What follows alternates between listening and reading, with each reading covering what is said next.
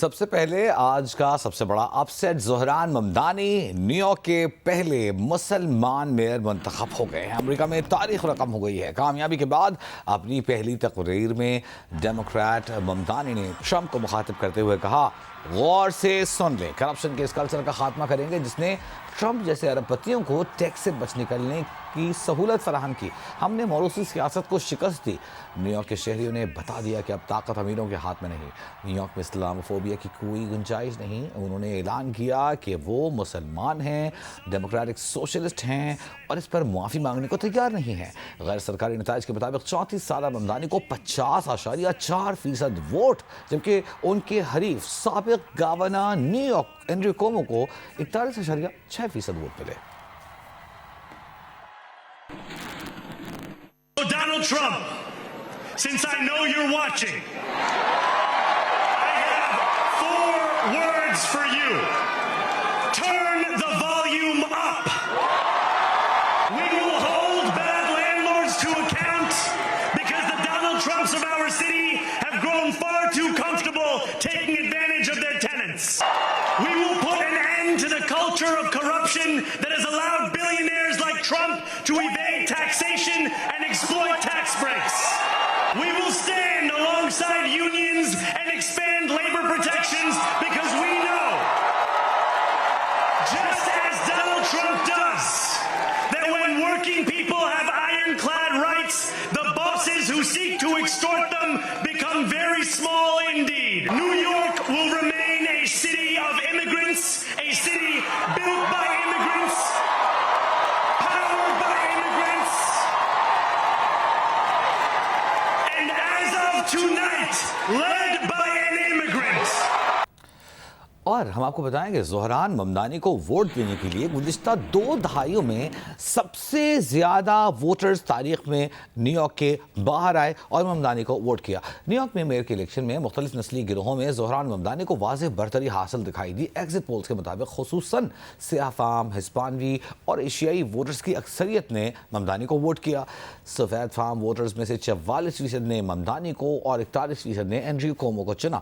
سیاہ فام ووٹرز میں سے 52% نے ممدانی کو چنا، جبکہ 37% نے کومو کو ترجیح دی۔ اسی طرح ہسپانوی اور لاطینی ووٹرز میں 46% نے ممدانی اور 37% نے کومو کو ووٹ دیا۔ سب سے نمایاں اعداد و شمار ایشیائی ووٹرز کے حوالے سے سامنے آئے ہیں۔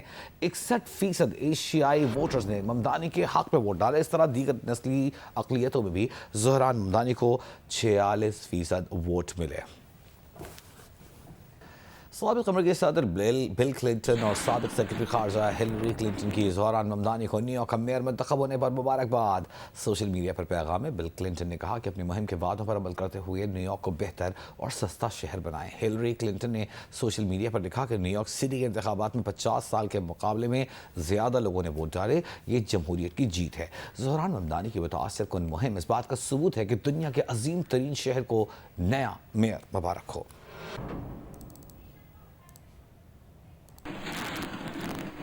اب جبکہ نیو یارک کے میئر بھی ایک ایشیائی نژاد امریکن ہیں، تو لندن کے میئر صادق خان نے نیو یارک کا میئر منتخب ہونے پر زہران ممدانی کو تاریخی کامیابی پر مبارکباد دی ہے۔ سماجی رابطے کی ویب سائٹ پر صادق خان نے لکھا کہ امید اور خوف میں سے نیو یارک کے عوام کے سامنے واضح انتخاب تھا اور بالکل لندن کی طرح یہاں بھی جیت امید کی ہوئی ہے۔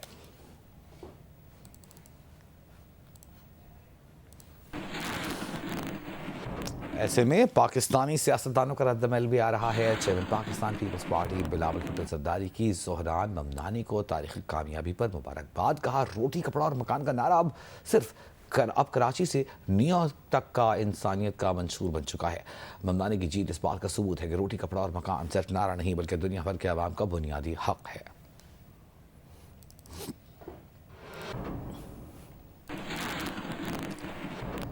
اور جس طرح کہ ہم نے آپ کو بتایا کہ ممدانی کی والدہ میرا نائر ہیں، ان کے والد ایک ماہر تعلیم ہے محمود ممدانی۔ نیو یارک کے نئی خاتون اول یعنی کہ نو منتخب میئر زہران ممدانی کی اہلیہ راما دواجی اگرچہ انتخابی مہم کے دوران منظر عام پر نہیں آئیں، لیکن ممدانی کی جو مہم رہی اس میں اس کی شناخت واضح کرنے، سوشل میڈیا پر ان کی موجودگی یقینی اور مضبوط بنانے میں ان کی اہلیہ کا کردار نہایت اہم رہا۔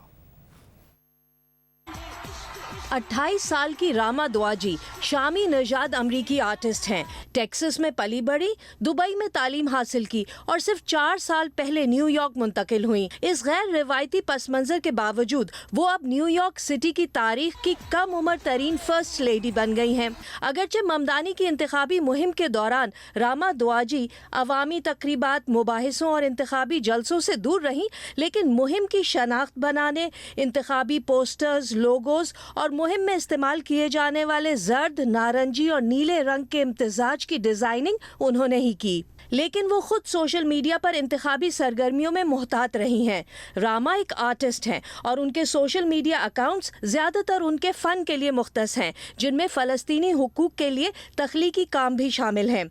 वो इंटरव्यूज से भी गुरेज करती रही हैं। ज़ोहरान ममदानी ने मई में अपनी अहलिया से मुतालिक बढ़ती दिलचस्पी पर रद्द अमल देते हुए कहा था कि रामा सिर्फ मेरी अहलिया नहीं, वो एक बाकमाल आर्टिस्ट हैं जो चाहती हैं कि उन्हें अपनी शनाख्त अपने अंदाज में कायम करने दी जाए। आप मेरे नज़रियात पर तनकीद कर सकते हैं, लेकिन मेरे ख़ानदान पर नहीं। ममदानी के दोस्तों और हलकों में रामा दुआजी को गैर मामूली और मुतासिर कुन शख्सियत करार दिया जा रहा है। एक दोस्त ने अमरीकी मीडिया से गुफ्तगू में रामा दुआजी को असरे हाजिर की लेडी डायना तक कहा। अगर आपका ताल्लुक सिंध से नहीं है और आप पहली बार बैरून मुल्क का सफ़र कर रहे हैं तो कराची एयरपोर्ट आप इस्तेमाल नहीं कर सकते, आपको ऑफलोड कर दिया जाएगा। तैयार से मामला क्या है जानेंगे। तारिक अबुल हसन हमारे साथ मौजूद हैं।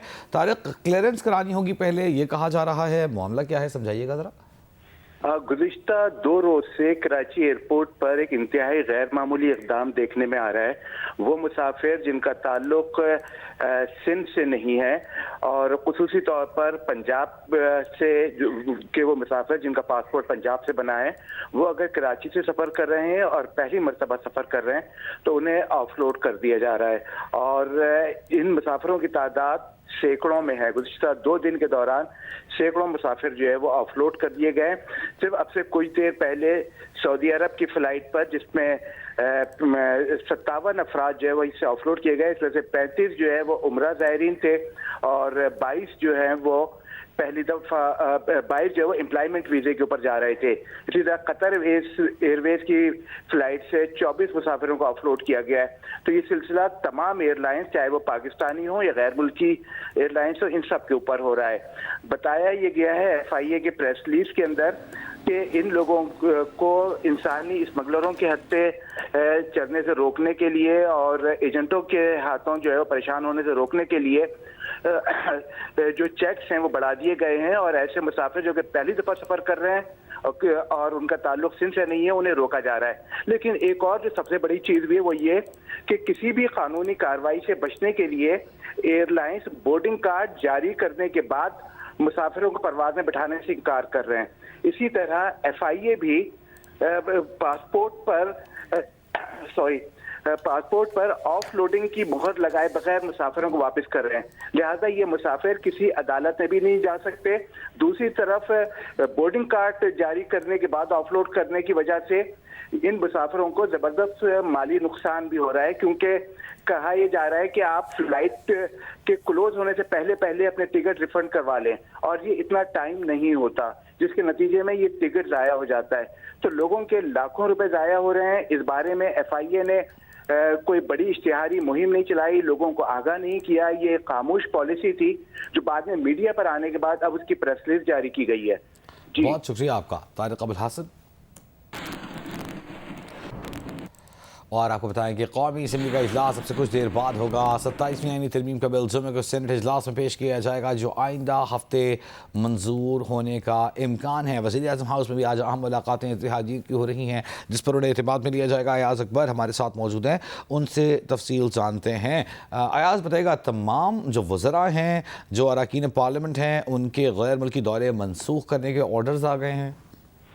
जी बिल्कुल, ज़राए ने भी बताया 27वीं आईनी तरमीम की मंजूरी के हवाले से जो हुकूमत इस वक्त हिकमत अमली बना रही है, उस हवाले से वज़ीर आज़म ने एक अहम फैसला किया कि जितने भी तमाम वज़रा हैं उनके गैर मुल्की दौरे मनसूख किए गए हैं और साथ साथ तमाम वज़रा और अरकान पार्लियामेंट के जो किसी किस्म की कमिटमेंट्स जो है वो इस्लामाबाद से बाहर है, उसके हवाले से वज़ीर आज़म ने डायरेक्शन दे दी है कि वो अपनी पोजीशन जो है वो इस्लामाबाद में रखें और किसी भी मूवमेंट के हवाले से वज़ीर आज़म ऑफिस को मुतला करें कि अगर इन्होंने किसी بھی کانفرنس یا کسی میٹنگ کے لیے اسلام آباد سے باہر جانا ہے، اور اگر کسی جتنے بھی ارکان پارلیمنٹ ہیں اور وزراء ہیں جو غیر ملکی دورے ہیں ان کو وہ مختصر کر کے واپس آئیں، اور جنہوں نے جانا ہے وہ منسوخ کیے جائیں۔ اس حوالے سے یہ وزیر اعظم ہاؤس سے ایک اہم خبر سامنے آئی ہے کہ تمام جب کسی بھی وقت جو ہے 27ویں آئینی ترمیم کی منظوری کے حوالے سے جو ہے یہ جو اسٹیپ ہے اس کو اٹھایا جا سکتا ہے، اور کسی وقت بھی اس کو اسمبلی میں ٹیبل کیا جا سکتا ہے۔ اس حوالے سے وزیر اعظم نے تمام جتنے بھی ارکان پارلیمنٹ ہیں ان کو اسلام آباد میں رہنے کی ہدایت کر دی ہے۔ بہت شکریہ زبر یسری۔ ایم کیو کے رہنما ڈاکٹر فاروق ستار کا کہنا ہے کہ 27ویں ترمیم پر اب تک حکومت نے بات چیت نہیں کی، جتنا جلدی ممکن ہو اپنے اتحادیوں کو اعتماد میں لیا جائے۔